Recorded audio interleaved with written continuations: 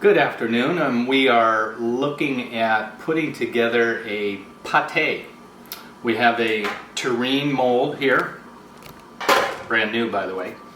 A hotel pan for bain-marie. We're going to add hot water to that. Sorry. We have a tight fitting lid.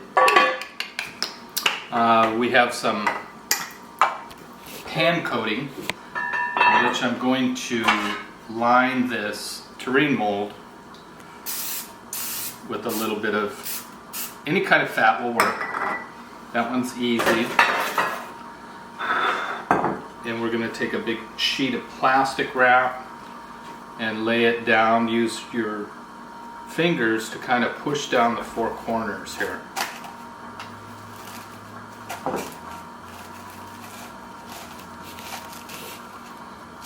And at school, plastic wrap's much bigger than this, so it makes it much easier to do. So this plastic wrap is probably going to need a little bit extra over the top. We'll see once we get the meat in there. And we're trying to push this all the way to the bottom without any air spaces. So the plastic will kind of stick to the oil, and the oil will keep the plastic from moving too much. That's the idea anyway. This is Costco plastic wrap, which I love. Works really good. But here in this case, a little too good. Okay, so line that up. Get that ready to receive your force meat. And then we'll set this into the bain-marie and pour some hot liquid in. Our mise en place for this ingredients, we have meat. We're going to use 3 different types. And these were in the freezer for quite some time, so now they're thawing slightly. They're just firm. It's a little pork butt. This is some duck meat, and this is our back fat from pig. We have some garnishing ingredients, which we have nicely diced ham. That's the Canadian bacon we did. We have pistachios. I have some marinated cherries that I macerated in some Madeira wine and also a little brandy. So they've been marinating for a whole day. That's the remainder of the Madeira wine and brandy and addition of a little bit more. We have shallots and garlic, salt, pepper, TCM. This is a quatre épices or pate spice. We have a little egg white, and there's one more thing that's going into this, and that is heavy cream, half a cup of heavy cream. So this is going to be a more kind of a 2 stages of mixing.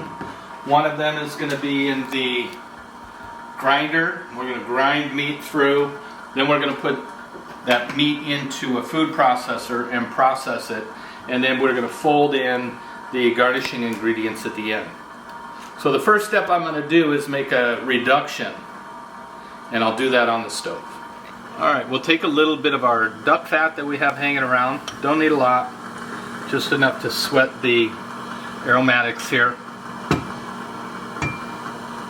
Swirl that around a little bit. We don't want to brown anything. We're just looking to sweat. So have your wine ready to go, or brandy, depending on what your recipe is. They use all kinds of fortified spirits for this.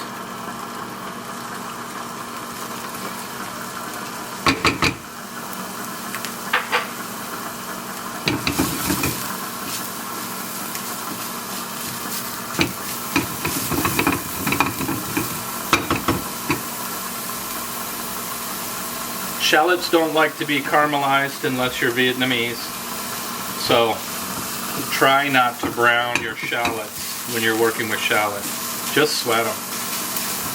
The French use them a lot, but they don't caramelize shallots that often. Nowadays people are roasting them in the oven and stuff like that, so you might see it, but it's not common. See, it's stuff starting to stick a little bit down there. It's time to add.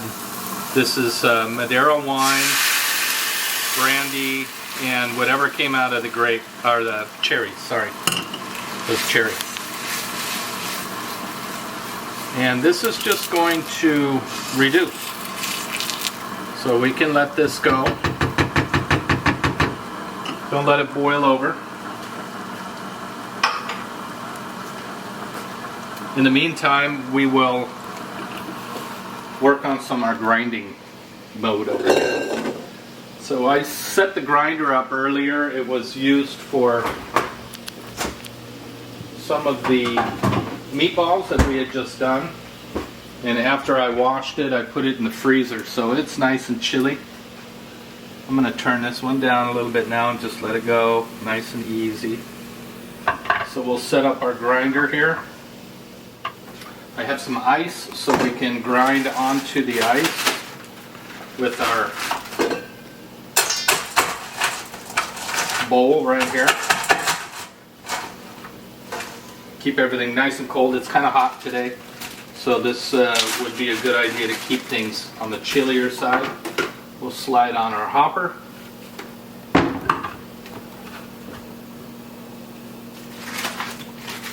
We have duck, still a little firm in there. That is 12 ounces of duck, 12 ounces of pork fat. Here's the fat, this is 12 ounces. And then we have 6 ounces of pork butt. So 18 ounces and 12 ounces would be the totals.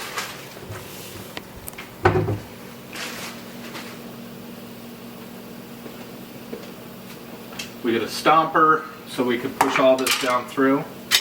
Okay, and off we grind. Let's put a little bit of meat down in here so we don't run the grinder empty.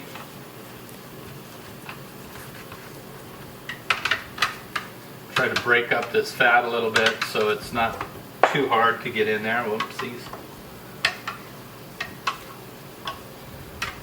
You can see it's very firm.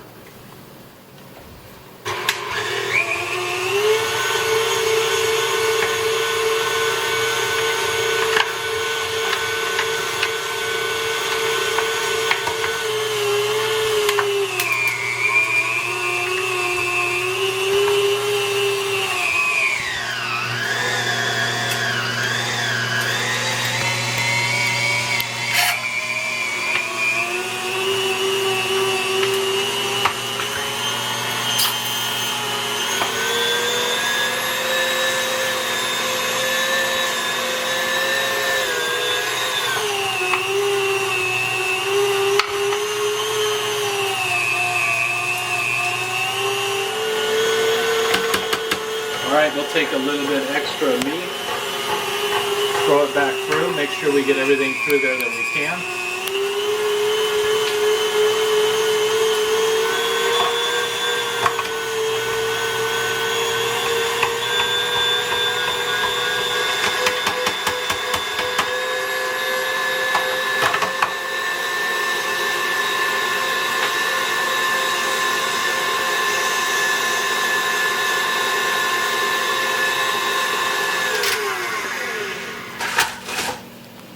Okay, and the grinding is complete. Okay, one other thing I'm going to add to this pate. It's not essential, but the other day we made a reduction of stock. And this is our glace de volaille. You can see that it is super dense. It's like a rubber ball. I can barely even bend it. So I'm just going to trim a piece off, maybe a good tablespoon, and melt it right into our reduction. That is, again, the poultry glace de volaille. And this will also help as a binder when this pate is nice and cold. All of this gelatin will help hold up the integrity of the pate. So it melts really easy. We'll just give it a second. This is still hot, as you can see. I'll put the rest of this in the refrigerator. And this one is just about ready. I'll use a spoon to kind of mix it around in there. And I want to make sure it's thoroughly melted before I move on and put it on the ice to cool it down. We don't want to let this get solid. We just want to take the heat off of it.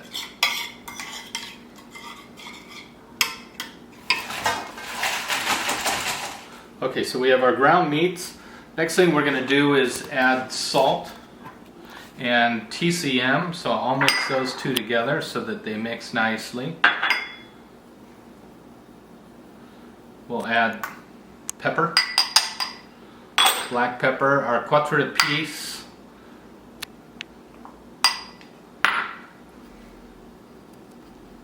and we're going to put this on the mixer and start to mix it.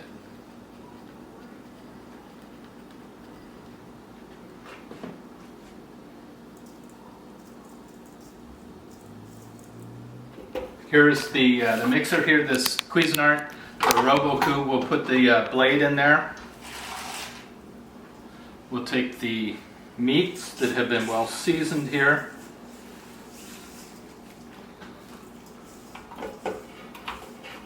Now we don't puree all of our pâtés, and this one is going to be a smoother pâté, so it's not going to have a very coarse texture.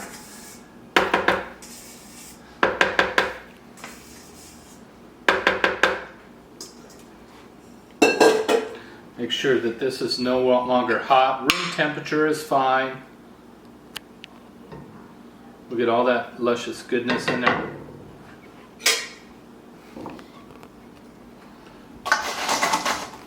Put it on the ice just for a couple seconds.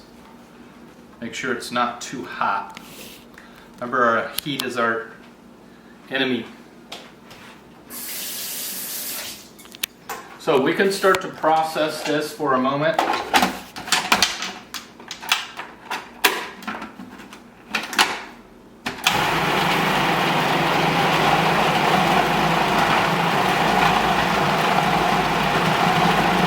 You'll notice the meat gets into a large ball as it starts to head around in there. It's a good idea to add some liquid to it. So we have 2 egg whites. And we'll go ahead and add those in, and that will kind of smooth out the force meat.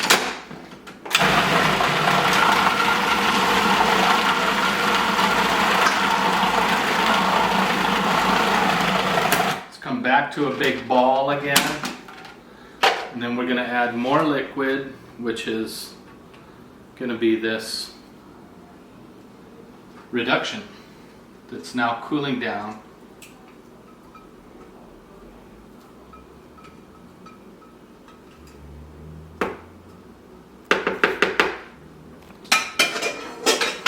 And again, we will puree.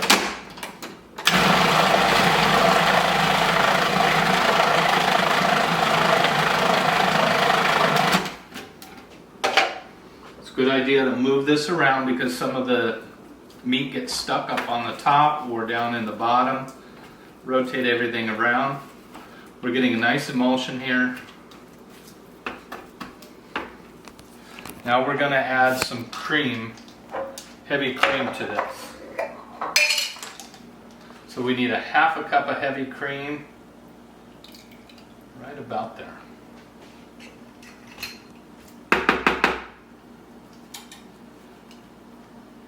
We're going to add this in as the meat is processing too, so we don't add it all in at once. We go ahead and keep going and add the cream.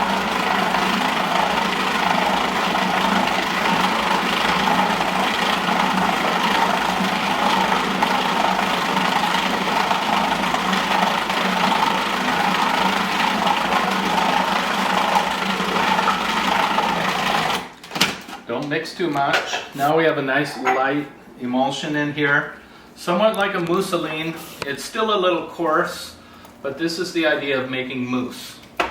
You want to make a meat mousse, that's the idea. A little egg white, a little heavy cream, and we have a nice smooth force meat at that point. Now it's time to check the force meat. We'll look for seasoning. I'll make a small sample. We can either cook a quenelle or we can make a little patty. And then we will fold in our garnish at the end. Alright, so we have some hot water here. We're going to add a little salt to it, and we don't want to be light on the salt. So make sure you have plenty of salt in the water. You can even taste the water and make sure it tastes ever so slightly salty. Yeah, there you go.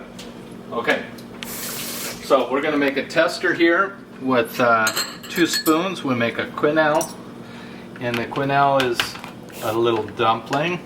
We put some into a spoon. Don't overload the spoon, and then take another spoon and push the meat back and forth between the spoons. This should make a triangular shaped dumpling, or slightly football shape, if you will. And wet spoons are the way to do it. And then we'll just take that dumpling and pop it into the liquid. I have to have one for my photographer. Don't boil, so we're just gonna poach. Nice and easy.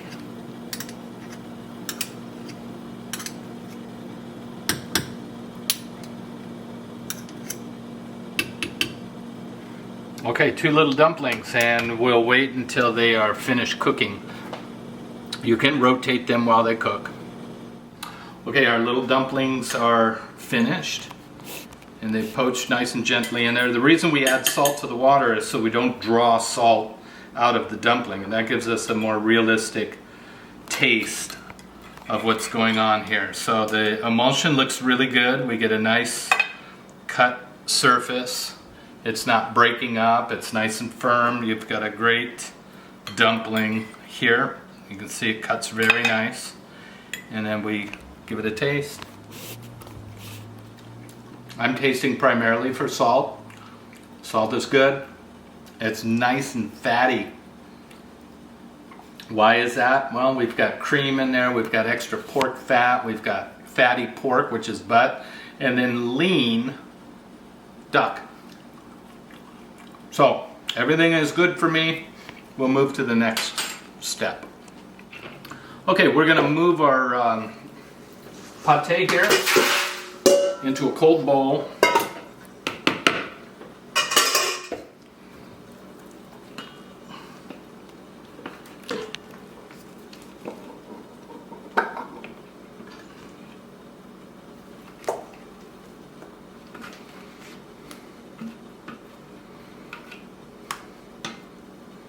You can see this is nice and sticky. That's a good sign. Notice I haven't put any liver in this. The other patés we make will have more liver in it.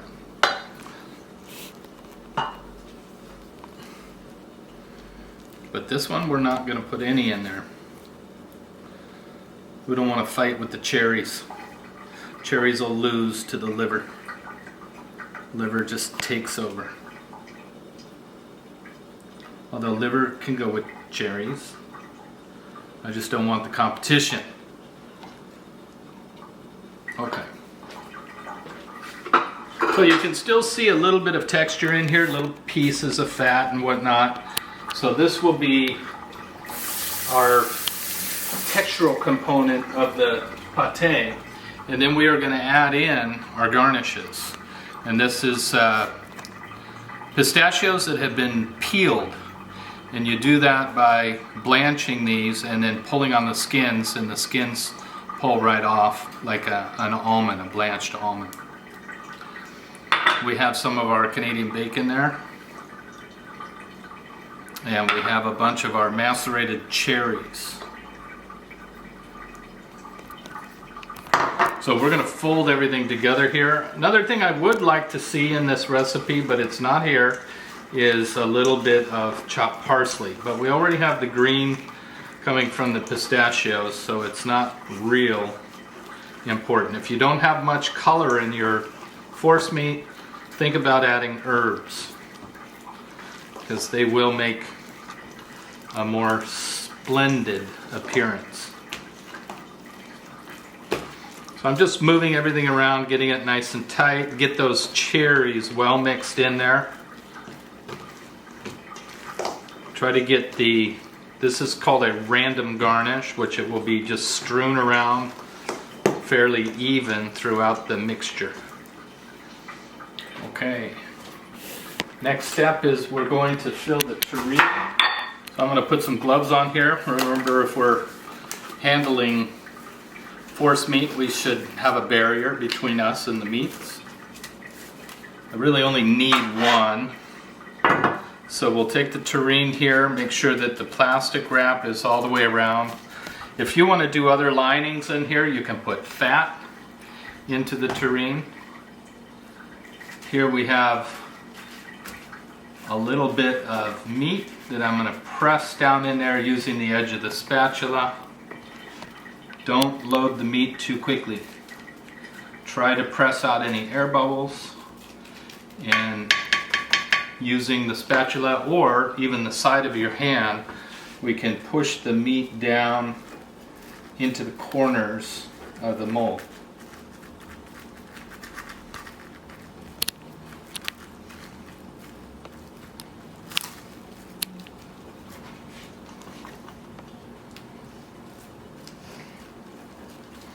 Okay, since this has duck in it, I have some duck breast that I want to add for an inlay.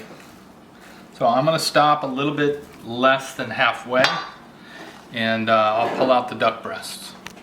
And we're going to take these large pieces. They've been marinated in a little bit of brandy and some salt, pepper, TCM. And we're going to put the duck breast right down into the pate itself. So you can make a little trench down in there, or you can just kind of press them down. I don't want them to go too deep. And we'll use these other two for another pate. So I want them to touch in the middle without leaving a gap. And then we'll take some more of the filling, put it down to the side of these. We're trying to keep them in place, so I've got to evenly distribute the force meat to both sides and try to keep that in the center.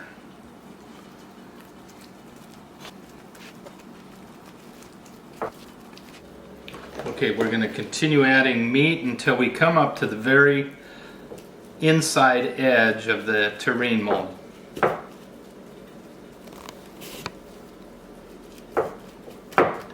You can give it little karate chops like this. This helps kind of get everything down in there.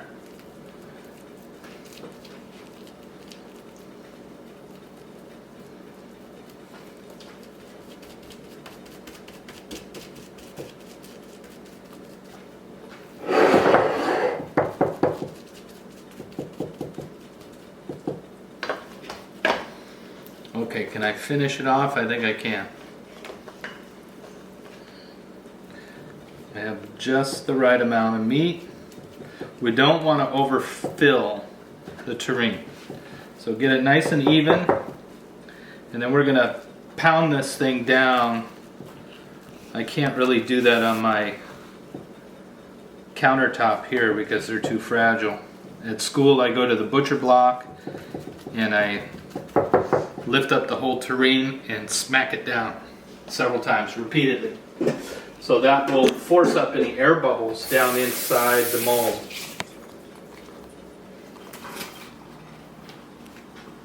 So I have a little wooden board here. I'll just tap it a couple times to give you the idea. That's it. That's all I can do here in the kitchen. So this is pretty much the finished deal. I'm going to move some cherries around, just kind of poke them back down in there, because I see a bunch of them in one spot. We can wet our hands and kind of smooth this down just a little bit.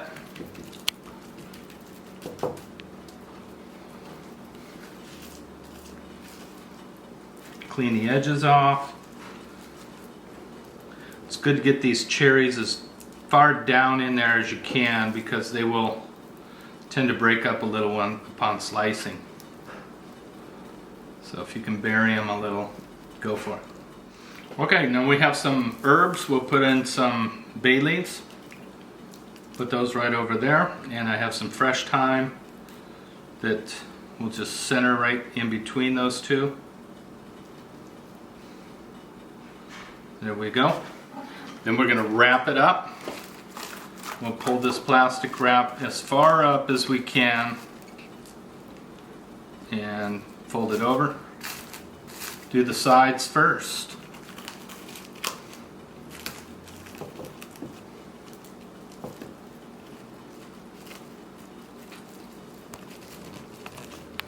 Then we'll fold up the ends. Since my plastic's a little small, I'm going to throw one more piece right over the top. A lot of people would think, oh, why are you baking in plastic? Well, we've been doing it for years. That's what I always tell people. And it makes it really, really easy to get the pate out. The other way to do it is pretty much just put various forms of fat. Line the mold with fat, with pork fat. Back fat is the best. You can use bacon, you could use ham, you can use prosciutto, you can use all kinds of different fats or fatty meats to line this. Okay, and then that is ready to go into the bain-marie. We'll put the lid on. It's a good idea to even put a little non-stick into your lid. Make sure you get all the way around. These lids have a little bit of a vent, so that is intentional to let out any steam. We're going to add our hot liquids, just water.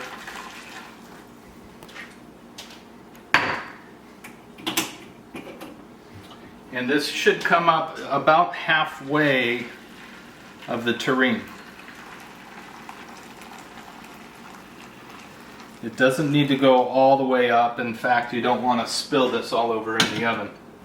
The oven here is set at below 325. I'm right at about 300. And we can take terrine and bake. And since this has duck in it, the internal temperature has to meet about 160 degrees. So we want to use the thermometer, get in there and check your temperatures starting after about an hour, hour and a half. See you then. All right, we're an hour and a half on the pate, and this looks like it's pretty good at this point. Let's see where we're at. Again, we're just a little above 300 degrees. Be careful moving these full of hot water. Sometimes it's better just to take the terrine out and move that, leaving the bain-marie in the oven.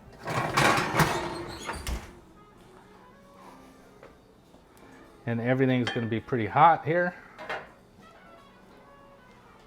So notice the terrine bulges up. It's nice and firm if I feel it. I'm going to take a thermometer. And again, watching for the little dot. Make sure that dot hits the center, so I have to go at an angle, and I'm going to go just beyond the center and poke into it all the way down into the pate. So we're looking to get, since it's poultry, it's got to go to 160. Right there, 165 is done.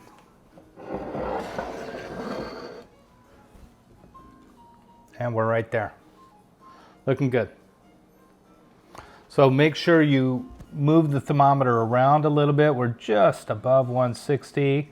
Pull it out a tiny bit, see if it goes down or up. Anything, it's going up. So that means I hit a colder spot before. And this pate should be done. So the next phase is to let it cool at room temperature. And then I'm going to take a board like this one. I'm going to wrap it in plastic wrap, and this fits perfectly in the pate mold.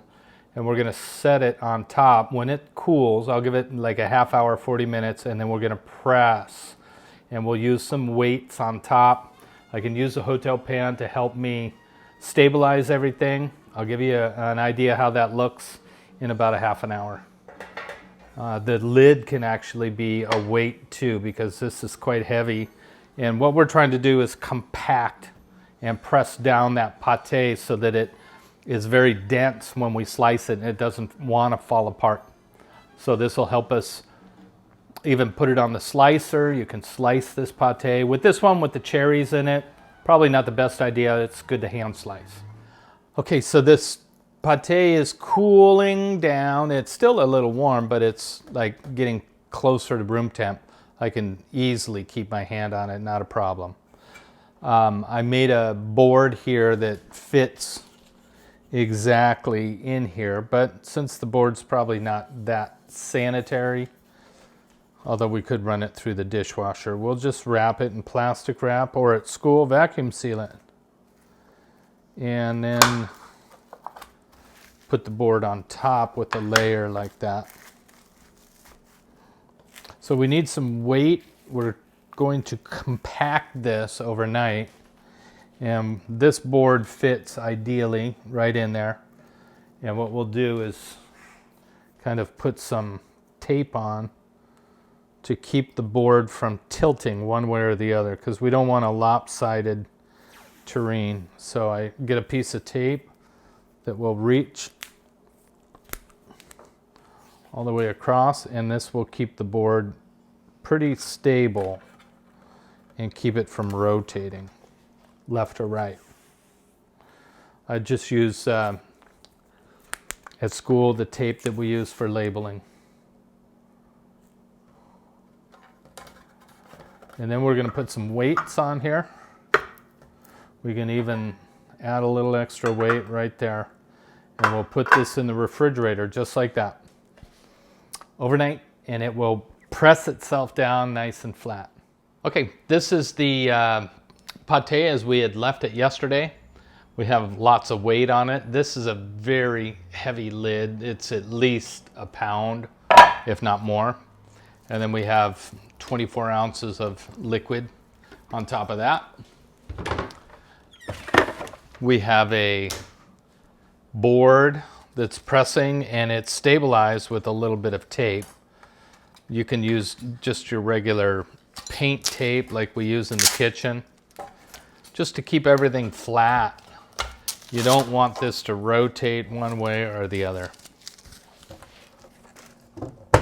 Then this comes off.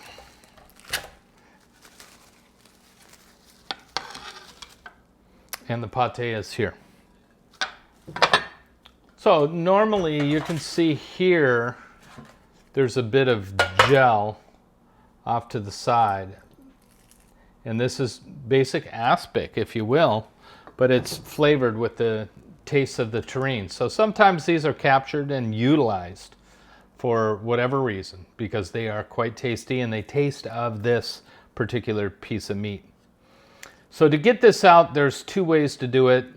If I didn't have the plastic wrap, what I would have to do is take the whole thing and put it in a bain-marie, hot water bath, and let it sit here for a couple minutes and allow the heat to penetrate that thick cast iron.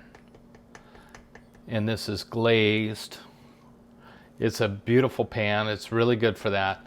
And then once that has sat for a little bit, we then dump it over onto a cutting board. And you can see that it doesn't really want to come out. Sometimes you have to bang it. And in our case, we have plastic wrap. So the plastic really helps this whole ordeal, in that we can take off the plastic and pull the pate right out of the form. And that's one of the benefits of using plastic wrap. Then we have some natural aspic that is left down into the casserole. You notice the plastic doesn't burn because we're down at low threshold, like a 300 degrees. Normally when you're above 325, things start caramelizing pretty well, and the plastic doesn't hold up. But in this case, it's pretty well intact. Now we take the terrine and we should remove any of the aromatics we have on top. Any leaves left behind are flavor components. I'm going to take off the bay leaves. Try to get them all the stems.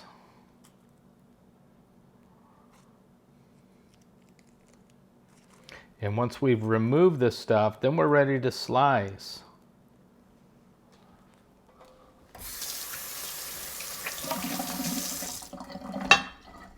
Remember, these pâtés are sensitive because they're going to be left for cold consumption. We typically want to put the top end down so that we're cutting on the back side of this pâté. And then we get a very sharp slicer. And the slicer, we want to slice gently using a lot of back and forth motion. Reach over, keep your fingers away from the knife, and hold the pâté until the slice is completed. And there you have an end piece. And then we can slice this according to what we need as far as thickness. We may want to serve 2 or 3 pieces. Reach over, hold the pâté, and finish the slice. You can see here the cherries, the ham, various parts. This is actually the breast. These are ham pieces here, and some of the pistachios. So we'll try to keep very even slices going down. Make sure you keep the slices in line so that they look presentable. Lots of back and forth, easy, hold, secure the pâté here, and then keep it from falling down by just holding it up, and then put your slice to the side. Then we would want to put this on a plate and serve this as an appetizer. 2 slices typically would be a portion, possibly up to 3. That's a generous portion of pâté.